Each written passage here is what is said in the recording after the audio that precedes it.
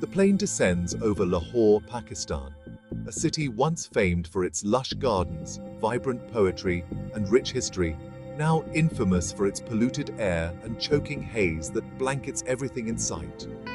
As the cabin door opens, a wave of thick, smoky air greets you, instantly filling your lungs with a heaviness that is impossible to ignore. It's not just unpleasant, it's suffocating, a physical barrier that makes every breath a conscious effort. My first breath is shallow, my throat dry, my eyes stinging with the unfamiliar burn of pollution. This is the daily reality for millions here, who have learned to adapt and carry on despite the odds. The air feels almost solid, clinging to skin and clothes, leaving a gritty residue that lingers long after you've gone indoors. At the airport, people move slowly, resigned to the ever-present haze, their faces marked by fatigue and acceptance. A porter coughs, a sound so common it's barely noticed, blending into the city's constant background noise. The city's vibrant colors and gardens are muted under a layer of gray dust. Their beauty faded, but not forgotten. Even the sun is a pale, weak circle, struggling through the smog, its warmth diminished by the thick veil overhead. The journey from the airport is a descent deeper into the haze, each mile revealing more of the city's struggle. The air is not just something you breathe, it's something you wear, a constant companion that marks you as part of this place. I came to understand how people live, dream, and survive in a city where the sky is never blue, where hope persists despite the haze. The shock of the air tells a story of industry, growth, and a terrible price paid by the city's people and its environment. It's a story of survival and resilience, of finding ways to endure and adapt in the face of adversity. Lahore is suffocating under its own progress, but its people endure, refusing to let the smog define their spirit. The city's struggle is visible in every breath, in every face that turns upward searching for a glimpse of clear sky. This is not just pollution, it's a fight for the right to breathe, a battle waged every day by ordinary people. And it's only the beginning of the story, a story that demands to be told and remembered. Walking Lahore's streets is an assault on the senses. The city's noise, honking horns, shouting vendors, is muffled by the smog. Mughal architecture like the Badshahi Mosque fades into the mist, its beauty ghostly and distant. Colors fight to be seen through the dust. Even bright clothes look dulled. Food streets smell of spices mixed with burning plastic and exhaust. People eat, talk, and cough.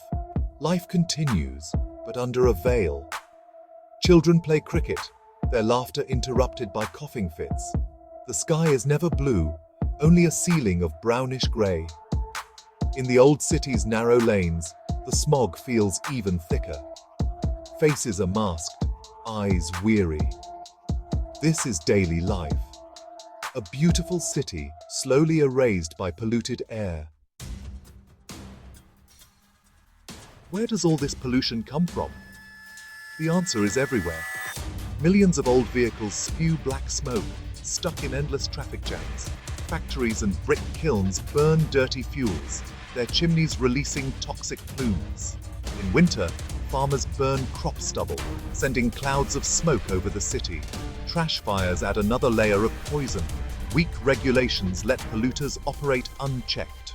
Together, these sources have turned Lahore's air into a slow-acting poison.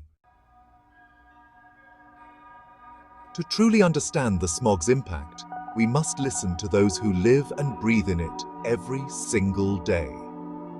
Ahmed, a rickshaw driver, spends 10 long hours a day weaving through relentless traffic.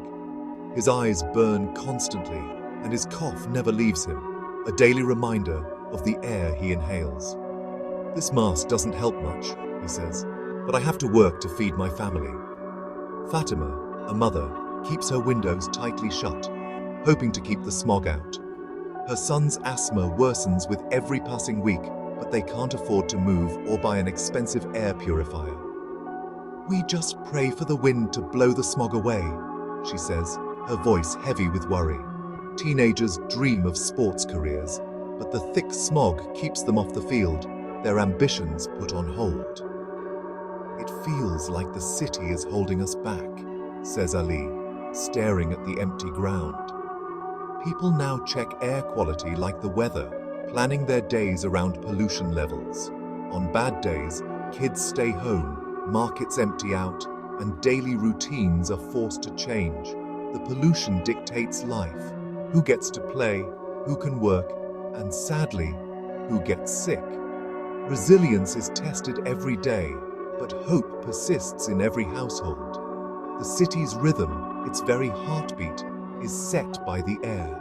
Every cough, every closed window, every missed day outside is a stark reminder of what's at stake for Lahore's future.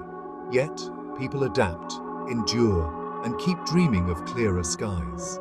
The smog is more than a health crisis. It's a barrier to potential, to dreams, to everyday joys.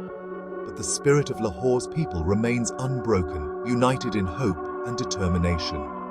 They find ways to live, to laugh, and to move forward even as the air fights against them. Their stories are stories of survival, of courage, and of unwavering resolve. And they are not giving up, no matter how thick the haze becomes. The health toll is staggering. Hospitals overflow with patients suffering from coughs, asthma, and lung disease. Dr. Aisha Khan's waiting room is always full. Children, elderly, everyone. "We treat symptoms, but the disease is the air itself," she says. Tiny toxic particles enter the bloodstream, causing heart attacks, strokes, and even cognitive issues.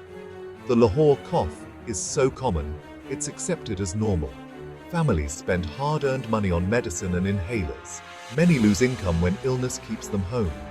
The healthcare system is stretched to the breaking point. The cycle is vicious. Pollution makes people sick, and sickness makes it harder to fight pollution. For millions, every breath is a risk. The city's air is not just dirty, it's dangerous. Children suffer most. Their developing lungs are damaged by every breath of toxic air. Asthma and respiratory illness are rising fast. Many kids rely on inhalers. Playgrounds sit empty on smoggy days, and schools close when pollution peaks. Teachers like Mrs. Akram see tired, coughing students struggling to learn. "We try to protect them, but it's never enough," she says. The long-term effects are frightening. Reduced lung capacity, stunted growth, lost opportunities. These children are innocent victims, their futures compromised before they begin. They may never know the joy of clean air or a blue sky. The cost of pollution is measured in lost childhoods. Despite the crisis, people are fighting back. Grassroots movements and activists use social media to demand action and share air quality data. Protests, lawsuits, and public pressure have forced some government response: school closures, factory shutdowns, traffic restrictions. Entrepreneurs develop low-cost air purifiers. Tech startups offer real-time air quality apps. Some farmers are learning alternatives to stubble burning. These efforts are small but vital. Enforcing regulations is tough, and economic pressures complicate change. International cooperation is needed, especially for cross-border pollution. The fight is uphill, but every step matters. Real change will require a much larger, united effort. Even in the thick smog that blankets the city, hope quietly survives, shining through the haze like the first rays of morning sunlight. Families gather on rooftops, sharing tea and stories, refusing to let pollution steal their spirit. These simple moments become acts of resistance, a way to hold on to joy and togetherness. On rare blue sky days after rain, the city comes alive. Parks fill with laughter, faces turn upward, and joy returns to the streets. The air feels lighter, and hope feels real. These moments remind everyone of what's possible, offering a glimpse of a cleaner, brighter future. Small acts of kindness and community, sharing air purifiers, planting trees along busy streets, painting colorful murals, offer both refuge and inspiration, transforming grey walls into symbols of hope. Young people dream of a cleaner Lahore, and their creativity fuels hope. Their ideas and energy spark new conversations and actions. "This is my home," says a shopkeeper. "We can't abandon it. We have to fix it together for our children and for ourselves." The city's heart beats strong beneath the haze, pulsing with determination and life. Resilience is found in love for Lahore and the belief that change is possible, no matter how difficult the journey. The fight is for the city's soul, for the right to breathe clean air and dream freely. Every act of hope is an act of defiance, a statement that the people will not surrender. The people refuse to give up, standing together in the face of adversity. They believe Lahore can breathe again, and that belief is the city's greatest strength.